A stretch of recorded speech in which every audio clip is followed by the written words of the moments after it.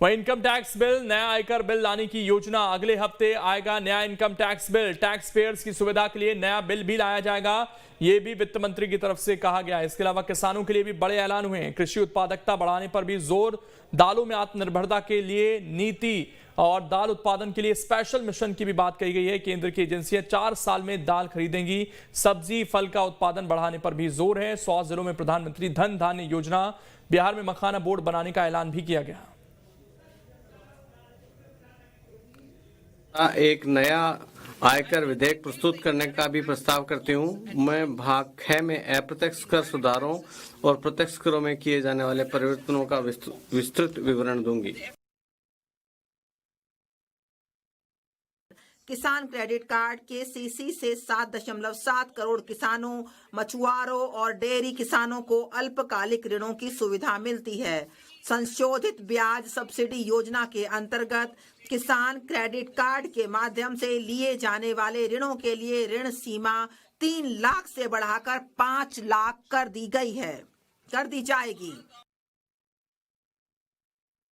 अब हमारी सरकार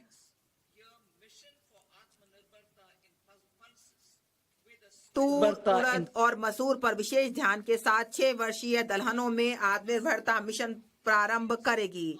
इसका विस्तृत विवरण अनुलग्न ख में दिया गया है। केंद्रीय एजेंसियों नेफेड और NCCF में पंजीकरण और इनसे करार करने वाले किसानों से अगले 4 वर्षों के दौरान ये एजेंसियां इन 3 दलहनों की उतनी खरीद करने को तैयार रहेंगी जितनी उनके पास लाई जाएंगी। कपास उगाने वाले लाखों किसानों के लाभ के लिए कपास उत्पादकता मिशन की घोषणा करते हुए मुझे हार्दिक प्रसन्नता हो रही है। इस 5 वर्षीय मिशन से कपास कृषि की उत्पादकता और वहनीयता में पर्याप्त सुधार लाने में मदद मिलेगी और कपास की अधिक लंबे रेशे वाली किस्मों को बढ़ावा मिलेगा।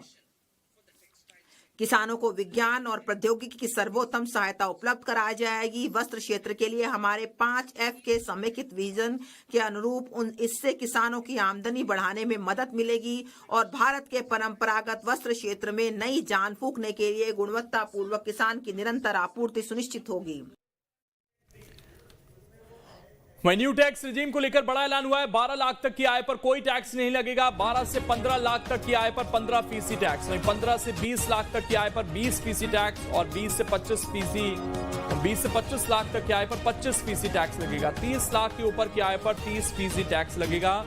ये इस टैक्स रिजीम में ऐलान किए गए हैं और इससे जो एक मिडिल क्लास व्यक्ति है उसको काफी ज्यादा राहत जो है मिलती हुई दिखेगी। I am now happy to announce that there will be no income tax payable up to income of 12 lakh rupees.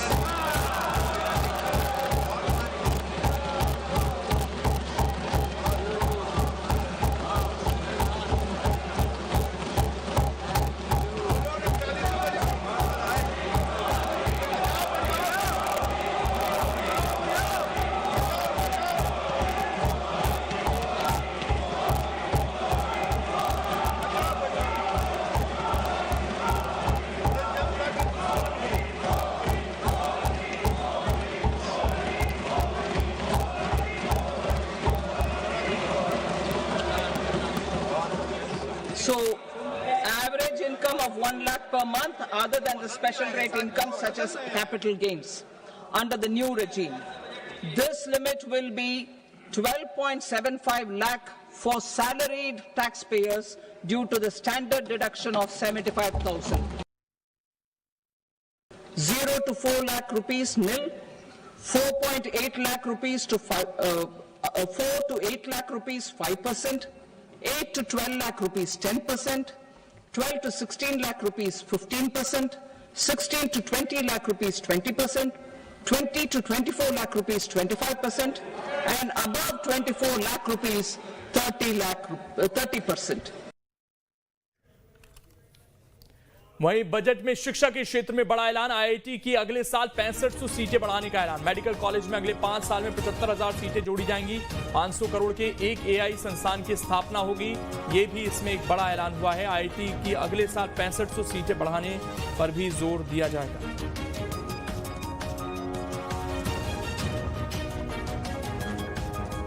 तो आईआईटी में भी Infrastructure will be वर्ष created 2014 के पश्चात शुरू की गई 5 आईआईटी में अतिरिक्त अवसंरचना का सृजन किया जाएगा ताकि 6,500 और विद्यार्थियों के लिए शिक्षा को सुविधाजनक बनाया जा सके। and other infrastructure capacity at IIT IIT Patna में छात्रावास और अन्य अवसंरचना संबंधी क्षमता को भी बढ़ाया जाएगा।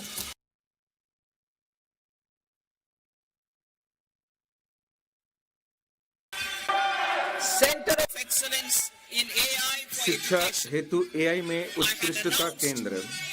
मैंने 2023 में कृषि, स्वास्थ्य और धार्मिक शहरों के लिए कृत्रिम बुद्धिमत्ता संबंधी 3 उत्कृष्टता केंद्रों की घोषणा की थी।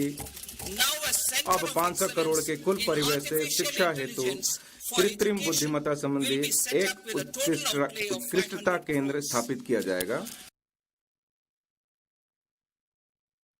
चिकित्सा शिक्षा का विस्तार। हमारी सरकार ने 10 वर्षों में लगभग 1.1 लाख स्नातक और स्नातकोत्तर चिकित्सा शिक्षा सीटों को जोड़ा है और यह 130% की वृद्धि है। अगले 5 वर्षों में 75,000 सीटों को जोड़ने के लक्ष्य की दिशा में आगामी वर्ष में मेडिकल कॉलेज और अस्पतालों में 10,000 अतिरिक्त सीटें जोड़ी जाएंगी। 75,000 seats in the next 5 years. Budget में भारतीय डाक सेवा को विस्तार देने पर भी बड़ा फैसला हुआ। भारतीय डाक विभाग सार्वजनिक संगठन में बदला जाएगा। विश्वकर्माओं, महिलाओं, स्वयं सहायता समूह की आवश्यकताओं की पूर्ति होगी। सूक्ष्म और लघु उद्यमों के लिए 5 करोड़ से बढ़ाकर 10 करोड़, जिससे अगले 5 वर्षों में 1.5 लाख करोड़ के अतिरिक्त ऋण उपलब्ध होंगे। दूसरा, स्टार्टअप के लिए 10 करोड़ से बढ़ाकर 20 करोड़, जिसमें आत्मनिर्भर भारत के लिए महत्वपूर्ण 27 प्रमुख क्षेत्रों में ऋणों के लिए गारंटी शुल्क कम करके 1% किया जाएगा और उत्तम तरह से चल रहे निर्यातक MSME के लिए 20 करोड़ तक के सावधि ऋण।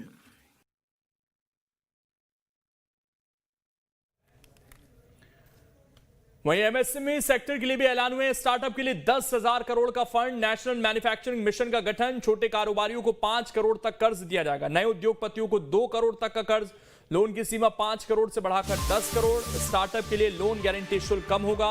स्टार्टअप के लिए मिलेगा 20 करोड़ तक कर्ज, 5 लाख तक की सीमा का क्रेडिट कार्ड भी दिया जाएगा। ये कुछ बड़े ऐलान एमएसएमई सेक्टर के लिए किए गए।